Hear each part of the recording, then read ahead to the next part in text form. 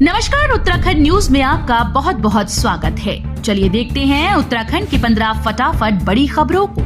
इससे पहले आप न्यूज को कहां से देख रहे हैं, कमेंट में बताना बिल्कुल न भूलें। आचार संहिता खत्म, अटकी योजनाओं पर अब पकड़ेंगी रफ्तार, मुख्यमंत्री हर विभाग की करेंगे समीक्षा। उत्तराखंड के मुख्य चुनाव अधिकारी ने बताया कि राज्य में 16 मार्च को चुनाव आचार संहिता लागू हुई थी, जो 6 जून को समाप्त हो गई। उधर 1 सदस्यीय समर्पित आयोग की रिपोर्ट के हिसाब से निकायों में 30% तक ओबीसी आरक्षण लागू किया जाना है। योगनगरी से रवाना हुई भारत गौरव पर्यटक ट्रेन, दक्षिण भारत के तीर्थ स्थलों के दर्शन करेंगे यात्री। योगनगरी ऋषिकेश रेलवे स्टेशन से भारत गौरव पर्यटक ट्रेन रवाना हुई। आईआरसीटीसी की ओर से संचालित की जा रही स्पेशल ट्रेन से 17 तीर्थयात्री दक्षिण भारत के तीर्थ स्थलों के दर्शन करेंगे। कुल 353 तीर्थयात्री तीर्थ स्थलों के दर्शन करेंगे। प्रदेश में 2074 स्कूल्स में लगेंगे 15.5 मेगावाट के सोलर प्लांट, 15 झूला पुलों का एस्टीमेट तैयार। अपर मुख्य सचिव ने राज्य सचिवालय में विभिन्न विकास योजनाओं की प्रगति की समीक्षा की। उन्होंने सभी जिलों को हवाई संपर्क योजना से जोड़ने के लिए तेजी से काम करने के निर्देश दिए। साथ ही 15 झूला पुलों का एस्टीमेट तैयार करने और 250 पंचायत भवन बनाए जाने की बात कही। खेल कोटे के तहत सरकारी नौकरी का प्रस्ताव तैयार कर भर्ती के निर्देश, 4% क्षैतिज आरक्षण मिलेगा। उत्तराखंड में खिलाड़ियों को सरकारी नौकरी में 4% क्षैतिज आरक्षण मिलेगा। खेल मंत्री रेखा आर्या ने मुख्य सचिव को खेल कोटे के तहत कई विभागों में नौकरी के लिए प्रस्ताव तैयार कराने के निर्देश दिए। दर्शनार्थियों की संख्या 7 लाख से अधिक पहुंची, 4 धाम यात्रा पर भेजे जाएंगे 4000 यात्री। केदारनाथ में दर्शनार्थियों की संख्या 7,10,000 से अधिक पहुंच गई। धाम में लगातार श्रद्धालुओं की संख्या में बढ़ोतरी हो रही है। वहीं 4 धाम यात्रा पर प्रतिदिन 4000 यात्री भेजे जाएंगे। बीते दिन 4000 यात्रियों का पंजीकरण किया गया। साथ ही अन्य 4000 श्रद्धालुओं को अगले दिन के पंजीकरण के लिए टोकन दिए गए। लगातार बढ़ रही ऊर्जा जरूर, कोयले से बिजली के लिए ऊर्जा मंत्रालय ने कोयला मंत्रालय को भेजा पत्र। लगातार बढ़ रही ऊर्जा जरूरतों के बीच अब उत्तराखंड सरकार 1320 मेगावाट का पिटहेड थर्मल पावर प्लांट लगाने की तैयारी में है। इसके लिए सरकार ने केंद्र को पत्र भेजा। केंद्रीय ऊर्जा मंत्रालय ने पत्र कोयला मंत्रालय को भेज दिया। जहां भी कोयले की खदान मिलेगी, वहां सरकार थर्मल प्लांट लगाएगी। बढ़ने लगा डेंगू का खतरा, 2 संदिग्ध मरीज मिले, दून अस्पताल में भर्ती। रुक रुक कर हो रही बारिश ने एक बार फिर से डेंगू का खतरा बढ़ा दिया। दून अस्पताल के मेडिसिन विभाग ने डेंगू के 2 संदिग्ध मरीज भर्ती होकर इलाज करवा रहे हैं।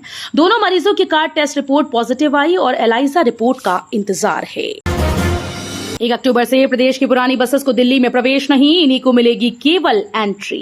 केवल यूरो 6 इलेक्ट्रिक या सीएनजी बसेस को ही एंट्री मिलेगी। एनजीटी के निर्देशों के तहत 1 अक्टूबर से दिल्ली में केवल BS6 इलेक्ट्रिक या सीएनजी बसेस को ही प्रवेश मिलेगा।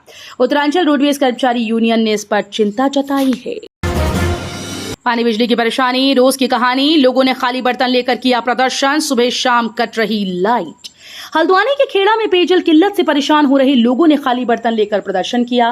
विभाग का कहना है कि पंप सेट बदलकर नई मोटर लगाई है। टैंकों को भरने के बाद आपूर्ति कराई जा रही है। 4 धाम यात्रा पंजीकरण के नाम पर वसूली, 4 युवकों के खिलाफ मुकदमा दर्ज। तीर्थयात्रियों से पंजीकरण के नाम पर वसूली के आरोप में पुलिस ने 4 युवकों के खिलाफ मुकदमा दर्ज किया। एक आरोपी पंजीकरण करने वाली आउटसोर्स कंपनी का कर्मचारी व एक पूर्व कर्मचारी बताया जा रहा है। पेपर लीक और भ्रष्टाचार परीक्षाओं के अंग बने। कांग्रेस ने नीट परीक्षा धांधली मामले में एससी की निगरानी में तत्काल जांच की मांग उठाई।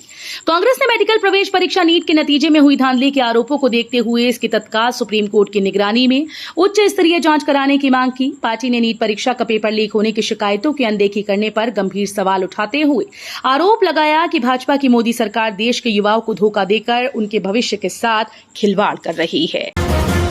भारतीय विश्वविद्यालयों की विश्व रैंकिंग में हुई बढ़ोतरी, नरेंद्र मोदी ने बधाई देते हुए बताया नया प्लान।